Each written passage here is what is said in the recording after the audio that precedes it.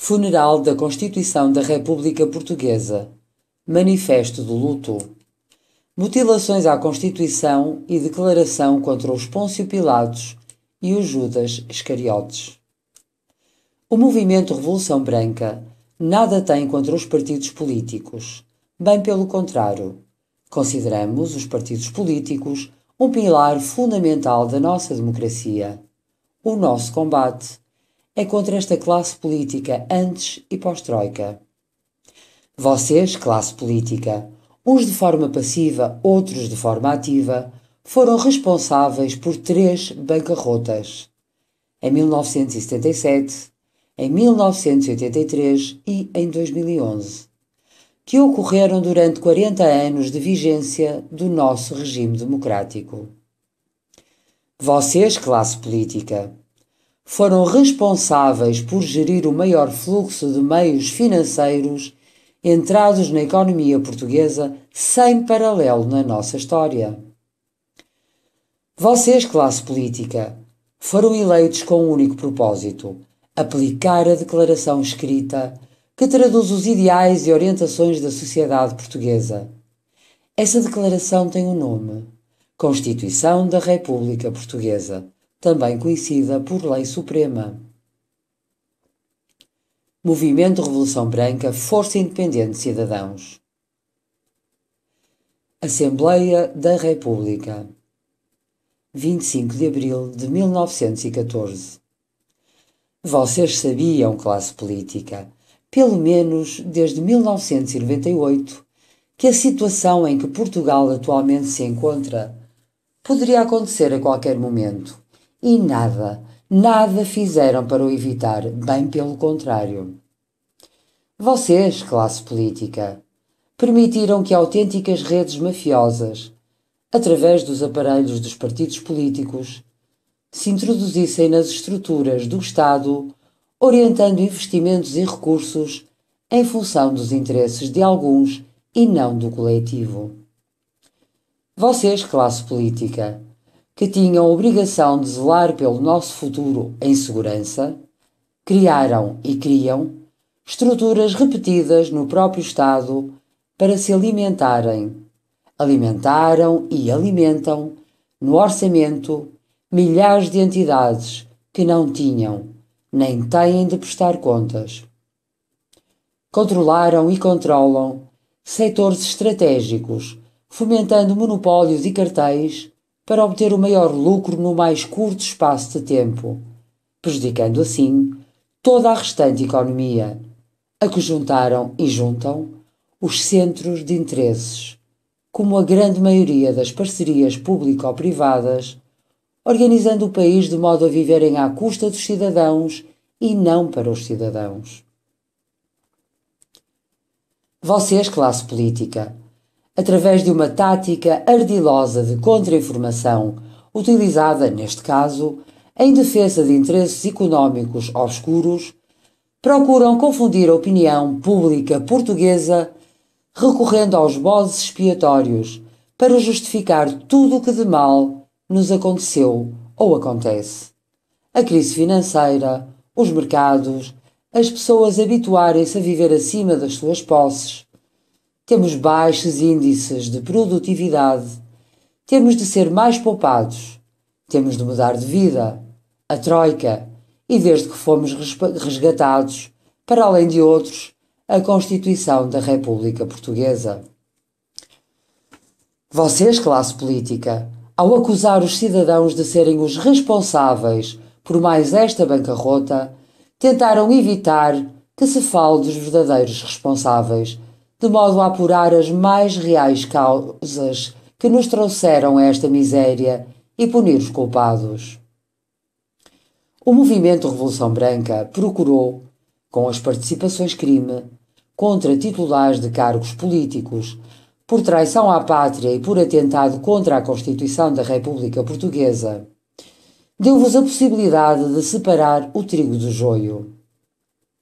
Apesar de todas as provas documentais apresentadas, as respectivas participações-crime foram arquivadas, sem se proceder a qualquer inquérito e, como tal, sem serem ouvidas quaisquer testemunhas.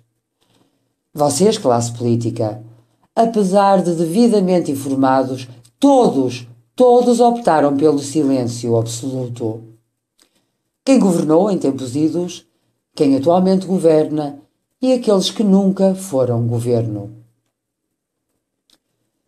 Vocês, classe política, tinham a obrigação de apurar as responsabilidades daqueles que nos governaram, legislaram e representaram na mais alta magistratura do Estado, quanto ao estado de total insolvência e bancarrota em que caímos, promovendo uma rigorosa e esclarecedora investigação. Vocês, classe política, tinham obrigação, face ao sentimento transversal a todos os cidadãos, de total e crescente desprezo pela vossa classe, de aproveitar a atitude do movimento Revolução Branca para separar o trigo do joio. Tal esclarecimento, seguramente, contribuiria para aumentar a credibilização dos titulares de cargos políticos junto dos cidadãos e evitar, caso algo fosse apurado, que situações idênticas se repetissem ou saíssem impunes, garantindo a existência de uma verdadeira democracia em Portugal. A vossa opção, classe política pós-Troika, foi clara: conseguir um feito, procurar branquear o passado e continuar a assegurar o vosso futuro, não interessando falar nem agir sobre os crimes do passado, porque esses também são os vossos crimes. Vocês, classe política antes e pós-Troika, desperdiçaram a última oportunidade que vos foi concedida. Mutilações sobre a Constituição da República Portuguesa. Vão ser tornados públicos os artigos da Constituição da República que foram mutilados. As provas sobre as diversas mutilações sofridas encontram-se descritas nas nossas páginas oficiais. Princípios fundamentais, artigo número 1 da República Portuguesa. Portugal é uma república soberana, baseada na dignidade da pessoa humana e na vontade popular e empenhada na construção de uma sociedade livre, justa e solidária. Mutilação. Princípios fundamentais, artigo número 2, Estado de Direito Democrático. A República Portuguesa é um Estado de Direito Democrático baseado no respeito e na garantia de efetivação dos direitos e liberdades fundamentais e o aprofundamento da democracia participativa. Mutilação. Princípios fundamentais, artigo número 3, Soberania e Legalidade. A soberania, una e indivisível, reside no povo, que a exerce segundo as formas previstas na Constituição. O Estado subordina-se à Constituição e funda-se na legalidade democrática. Mutilação. Princípios fundamentais, artigo número 9. Tarefas fundamentais do Estado, alínea A. Garantir a independência nacional e criar as condições políticas, económicas, sociais e culturais que a promovam. Mutilação. Princípios fundamentais, artigo 9. Tarefas fundamentais do Estado, alínea C. Defender a democracia política, assegurar e incentivar a participação democrática dos cidadãos na resolução dos problemas nacionais. Mutilação. Princípios fundamentais, artigo número 9. Tarefas fundamentais do Estado. A linha D. Promover o bem-estar. Mutilação. Princípios fundamentais, artigo 9. Tarefas fundamentais do Estado. A linha D. Promover a qualidade de vida do povo e a igualdade real entre os portugueses. Mutilação. Princípios fundamentais, artigo 9, tarefas fundamentais do Estado, a linha D. Promover a efetivação dos direitos económicos e sociais. Mutilação. Princípios fundamentais, artigo 9. Tarefas fundamentais do Estado, a linha E. Defender a natureza e o ambiente. Mutilação. Princípios fundamentais, artigo 9. Tarefas fundamentais do Estado, a linha E. Preservar os recursos naturais. Mutilação. Princípios fundamentais, artigo 9. Tarefas fundamentais do Estado. A linha G. Promover o desenvolvimento harmonioso de todo o território nacional. Mutilação. Direitos e deveres fundamentais, artigo número 13. O princípio da igualdade. Número 2. Ninguém pode ser privilegiado, beneficiado, prejudicado, privado de qualquer direito ou isento de qualquer dever em razão de situação económica ou condição social. Mutilação. Direitos e deveres fundamentais, artigo 48. Participação na vida pública. Número 2. Todos os cidadãos têm o direito de ser esclarecidos objetivamente sobre atos do Estado e demais entidades públicas e de ser informados pelo Governo e outras autoridades acerca da gestão dos assuntos públicos. Mutilação. Direitos e deveres fundamentais, artigo 51. Associações e partidos políticos. Número 5. Os partidos políticos devem reger-se pelos princípios da transparência. Mutilação. Direitos e deveres fundamentais, artigo 64. Saúde. Número 2. O direito à proteção da saúde é realizado, a linha B, pela criação de condições económicas, sociais, culturais e ambientais que garantam designadamente a proteção da infância. Mutilação. Direitos e deveres fundamentais, artigo 64. Saúde. Número 2. O direito à proteção da saúde é realizado, a linha B, pela criação de condições económicas, sociais, culturais e ambientais que garantam designadamente a proteção da velhice. Mutilação. Direitos e deveres fundamentais, artigo 64. Saúde. Número 2. O direito à proteção da saúde é realizado, a linha B, pela criação de condições económicas, sociais e culturais e ambientais que garantam designadamente a melhoria sistemática das condições de vida e de trabalho. Mutilação. Direitos e deveres fundamentais, artigo número 67. Família. Número 1. A família, como elemento fundamental da sociedade, tem direito à efetivação de todas as condições que permitam a realização pessoal dos seus membros. Mutilação. Direitos e deveres fundamentais, artigo número 68. Paternidade e maternidade. Número 1. Os pais e as mães têm direito à proteção da sociedade e do Estado na realização da sua insubstituível ação em relação aos filhos, nomeadamente quanto à sua educação, com garantia de realização profissional e de participação na vida cívica do país. Mutilação. Organização económica, artigo 80. Princípios fundamentais. A organização económica ou social assenta nos seguintes princípios. A linha A. Subordinação do poder económico ao poder político democrático. Mutilação. Organização económica, artigo 80. Princípios fundamentais. A organização económica ou social assenta nos seguintes princípios. A linha D. Propriedade pública dos recursos naturais e de meios de produção de acordo com o interesse coletivo. Mutilação. Organização económica. Artigo 81. Incumbências prioritárias do Estado. Incumbe prioritariamente ao Estado, no âmbito económico e social, a linha A. Promover o aumento do bem-estar social e económico e da qualidade de vida das pessoas, em especial dos mais desfavorecidos, no quadro de uma estratégia de desenvolvimento sustentável. Mutilação. Organização económica, artigo 81. Incumbências prioritárias do Estado. Incumbe prioritariamente ao Estado, no âmbito económico e social, a linha F. Assegurar o funcionamento eficiente dos mercados, de modo a garantir a equilibrada concorrência entre as empresas, a contrariar as formas de organização monopolistas e a reprimir os abusos de posição dominante e outras práticas lesivas do interesse geral. Mutilação. Organização Económica, artigo 93.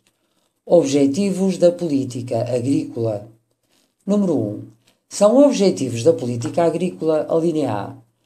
Aumentar a produção e a produtividade da agricultura, dotando-a das infraestruturas e dos meios humanos, técnicos e financeiros adequados, tendentes ao reforço da competitividade e a assegurar a qualidade dos produtos, a sua eficaz comercialização, o melhor abastecimento do país e o incremento da exportação.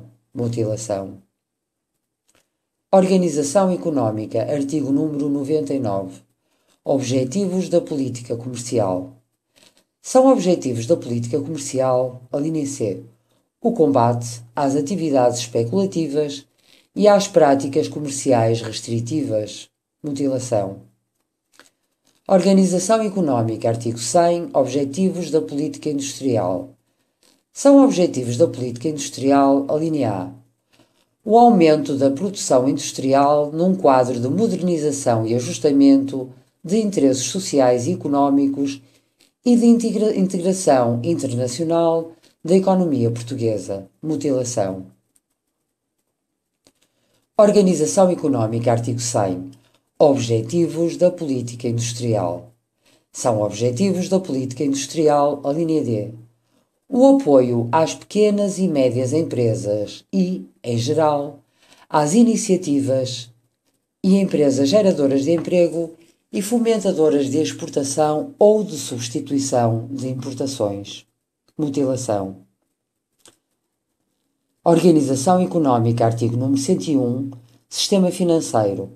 O sistema financeiro é estruturado por lei, de modo a garantir a formação, a captação e a segurança das poupanças, bem como a aplicação dos meios financeiros necessários ao desenvolvimento económico e social. Mutilação. Declaração contra os Pôncio Pilatos e os Judas Iscariotes. Vocês, classe política, procuraram esconder todas as mutilações sobre a Constituição da República Portuguesa, praticadas de forma sistemática e continuada, agindo no presente como no passado, adotando o estilo que mais vos convém. Um dia, adotando o melhor estilo de Pôncio Pilatos, lavando as mãos sobre o sangue, suor e lágrimas de milhões de inocentes, e outro dia, adotando o melhor estilo de Judas Iscariotes, levando milhões de cidadãos à miséria e à escravidão por dívidas, a troco do vosso benefício pessoal.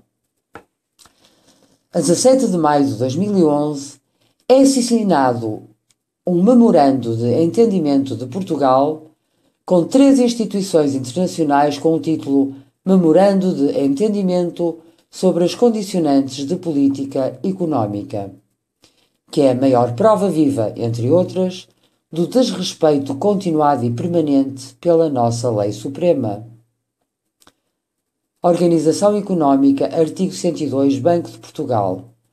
O Banco de Portugal é o Banco Central Nacional e exerce as suas funções nos termos da lei e das normas internacionais a que o Estado português se vincula. Compete ao Banco de Portugal aconselhar o Governo nos domínios económico e financeiro. Compete especialmente ao Banco de Portugal velar pela estabilidade do sistema financeiro nacional. Governadores do Banco de Portugal, António José Fernandes de Sousa, entre 1994 e 2000. Vítor Constâncio, entre 2000 e 2010. Vocês sabiam, pelo menos desde 1998, que a situação em que Portugal atualmente se encontra poderia acontecer a qualquer momento e nada fizeram para o evitar. Organização do poder político, o Presidente da República, artigo 120, definição. O Presidente da República representa a República Portuguesa, garante a independência nacional, a unidade do Estado e o regular funcionamento das instituições democráticas e é, por inerência, Comandante Supremo das Forças Armadas. A Constituição é considerada a lei fundamental ou o conjunto de normas e princípios que regulam a organização política de um Estado, as atribuições dos seus órgãos de soberania, as relações entre estes e entre o Estado e os particulares, bem como os direitos, liberdades e garantias dos cidadãos. Para garantir a aplicabilidade dos princípios fundamentais expressos na Constituição da República Portuguesa, é necessário criar uma economia sustentável, capaz de gerar recursos financeiros sustentáveis, de modo a garantir a independência nacional e as condições políticas, sociais e culturais que a promovam. É crítico o cumprimento escrupuloso de todas as normas constitucionais, sob pena, se assim não for, de existir uma factual perda de soberania e legalidade, conforme o artigo 3º. A aprovação de um orçamento de Estado, a sua promulgação e consequente execução tem de ser, em si, o garante da independência nacional, da unidade do Estado e do regular funcionamento das instituições democráticas, ou seja, é a defesa da própria Constituição. Desrespeitaram os mais básicos princípios da boa governação, ao aprovar e promulgar de forma sistemática e continuada orçamentos de Estado com déficits, refletindo-se inevitavelmente no aumento da dívida, pondo em causa o desenvolvimento económico e os princípios de equidade intergeracional. Desrespeitaram regras elementares de gestão empresarial ou familiar. Nunca ter mais custos que proveitos e poupar, transmitindo um sinal claro à sociedade portuguesa através de atitudes e incentivos fiscais para seguirem o mesmo caminho.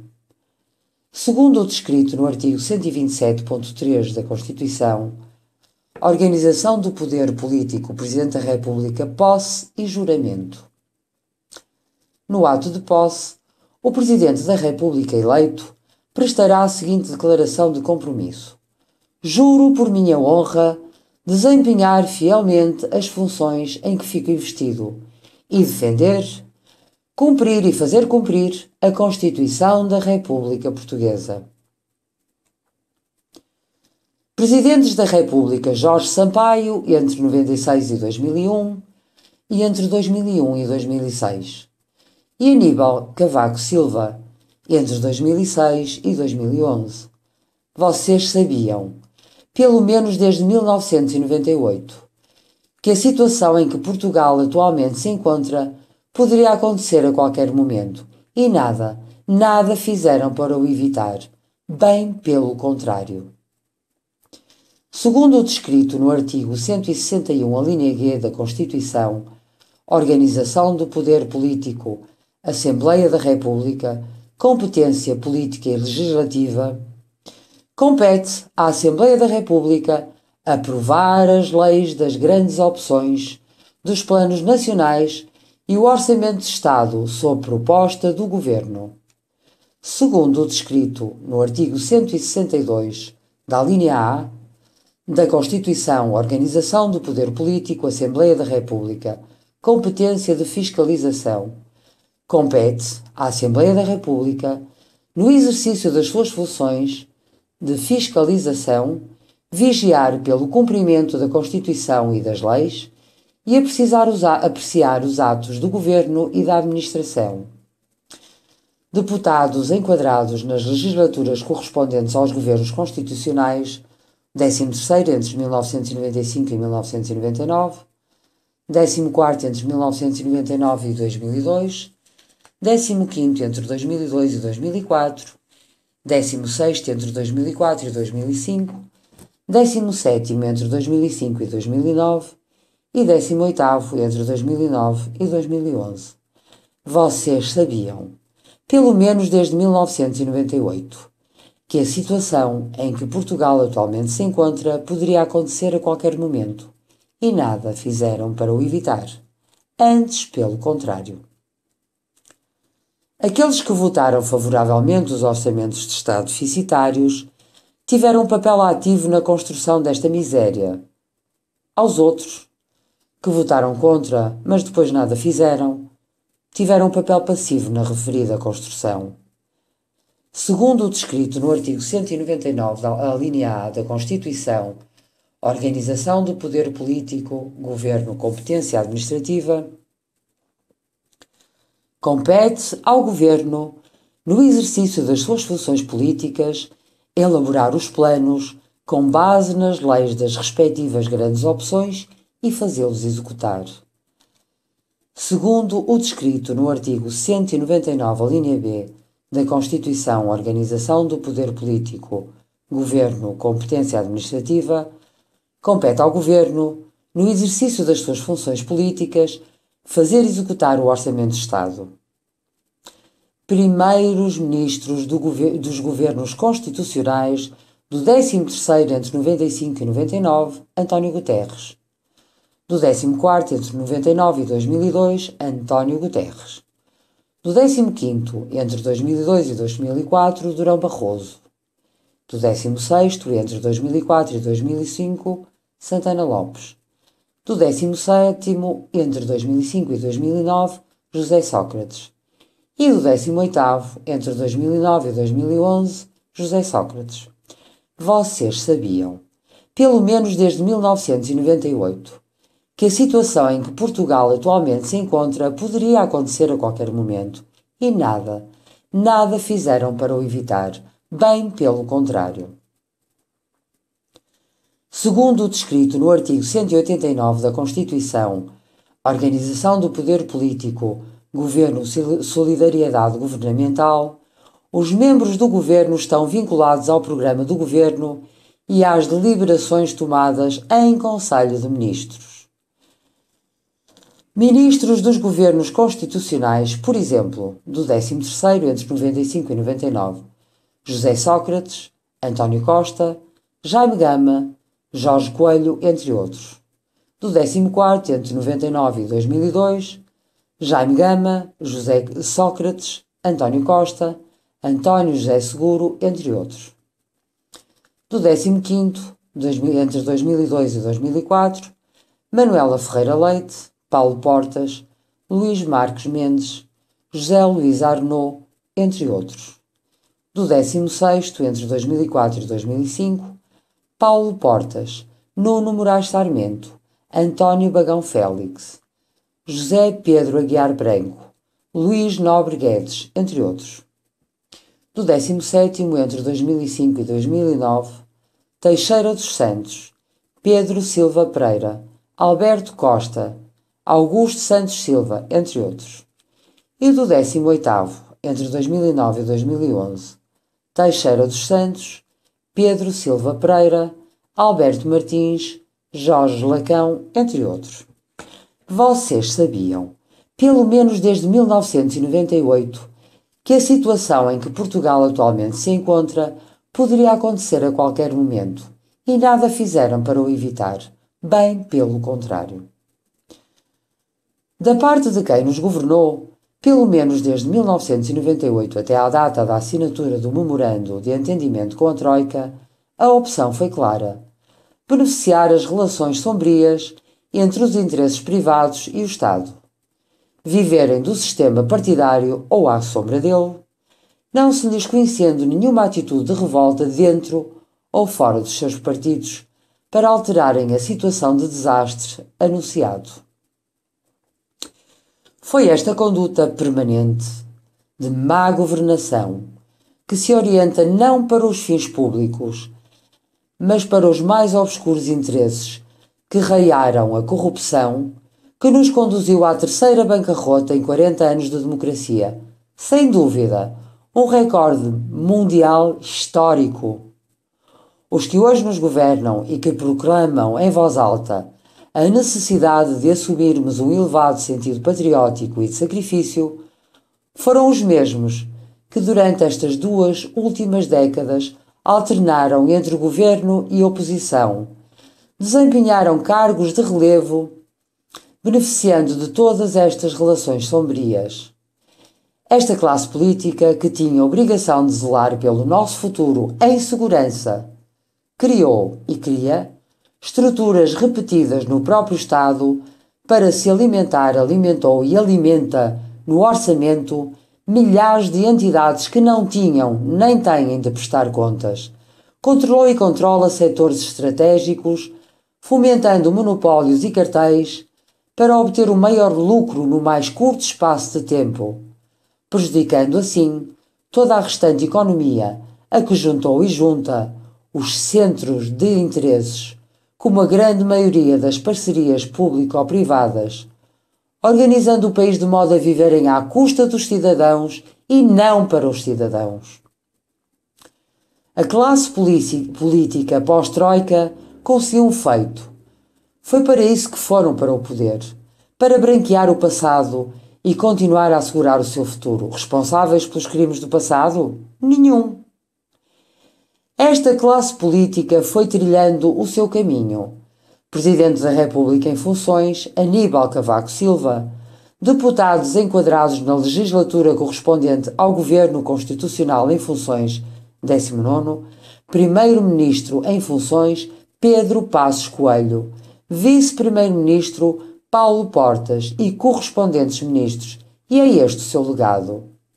Um rasto inimaginável de degradação de um país com taxas de suicídio superiores aos mortos em acidentes de viação, com milhares de famílias que são o berço de qualquer nação com fome, ou completamente desestruturadas pela imigração forçada, ou destruídas pelo desemprego, milhões de cidadãos desempregados e outros tantos com empregos precários.